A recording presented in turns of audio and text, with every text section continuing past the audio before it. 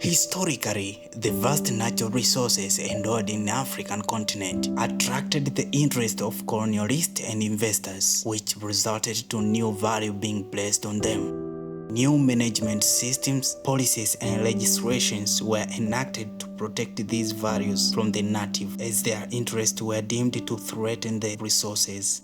Creation of protected areas has long been considered as the most feasible strategy to ensure that neither overvesting nor habitat loss lead to depletion of wildlife resources.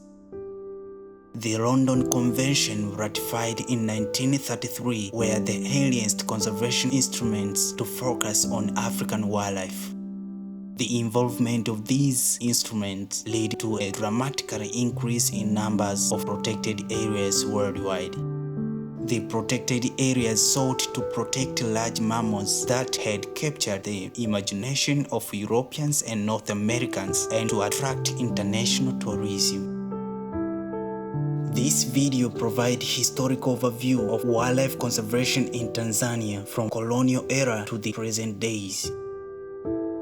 Tanzania, formerly known as Tanganyika before it united with Zanzibar on 28 April 1964, was under two colonial masters, the German from 1885 to 1919 and British from 1920 to 1961. Both administrations made conservation a priority agenda. German colonial administration enacted the first formal written Wildlife Act to regulate hunting in 1891. It also put creation of game reserve on a legal footing. In 1900, the German administration signed the London Convention for Protection of Wild Animals, Birds and Fish in Africa, which became the basis for most of the colonial wildlife legislation in Africa.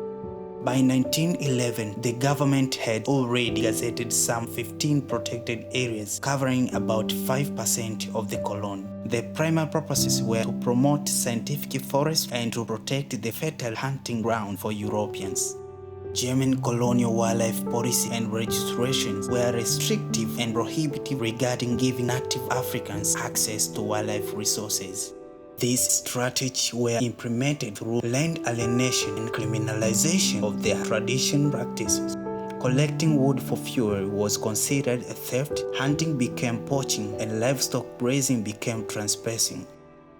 Expensive hunting license fee provided by the government denied African access to species that were important for their commercial networks, subsistence economy, and cultural life. These species were antelopes, buffalo, and hippopotami.